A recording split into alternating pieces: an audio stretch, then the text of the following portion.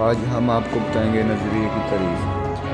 بڑے صغیر میں پاکستان کے نام سے ایک آزاد ریاست کا قیام 20ویں صدی کا اہم ترین واقعہ ہے۔ اس واقعے کے پیچھے ایک مضبوط نظریہ کار فرما تھا۔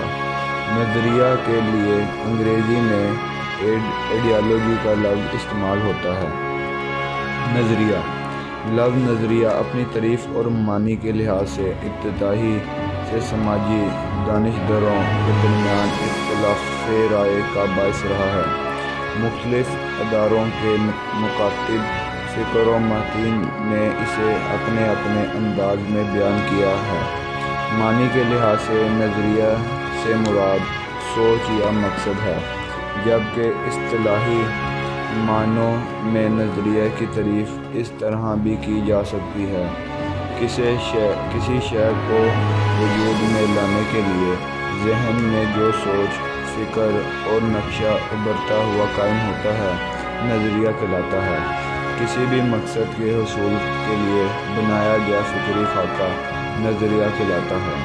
کسی خاص مقصد کے لیے کسی قوم کی اجتماعی سوچ کا ایک بات پر متفق ہو جانا بھی ایک نظریہ ہے۔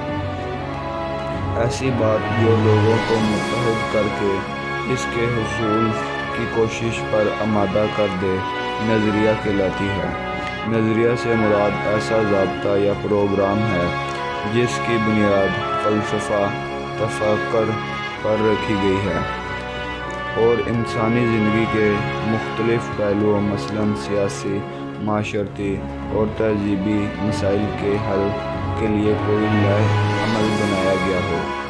نظریے کے ماخذ: مشترکہ مذہب ماخذ عبادات کا مجموعہ نہیں ہوتا، بلکہ وہ کسی قوم کی پوری معاشرتی زندگی کو متاثر کرتا ہے۔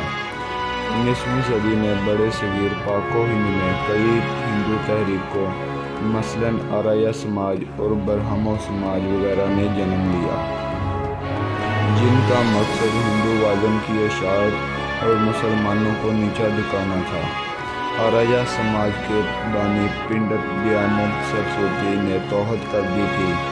اس نے شدھی کے نام سے ایک پروگرام شروع کیا جس کا مقصد غیر ہندوؤں کو زبردستی ہندو یعنی شدھی بنانا تھا۔ برہمو سماج کا بانی راجا رام موہن رائے بھی مسلم دشمنی میں مسلمانوں کے خلاف تقرر کرتا تھا۔ کانگریسی دور حکومت نے اس خیال کو مزید پختہ کر دیا کہ متحد ہندوستان میں مسلمانوں کے لیے اپنی مذہبی شناخت اور پہچان کو برقرار رکھنا مشکل ہوتا جا رہا ہے۔ مشترکہ سیاسی مقاصد: مشترکہ سیاسی مقاصد کی بدولت دنیا کی کئی اقوام نے اپنی آزادی کی جدوجہد کی۔ انگریزوں کی آمد سے بڑے صغیر پاک و ہند میں جمہوریت کا تصور ابھرا، جس میں حکومتی نمائندوں کا انتخاب ووٹ کے ذریعے عمل میں آنا تھا۔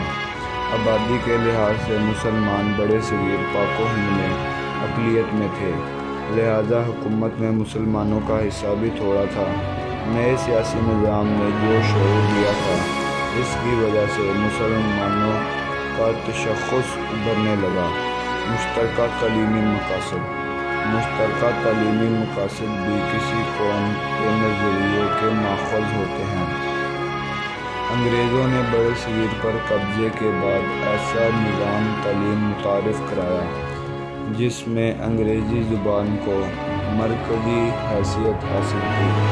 اس پر مسلم علماء نے رد عمل کا اظہار کرتے ہوئے انگریزی زبان سیکھنے کو خلاف اسلام میں قرار دیا۔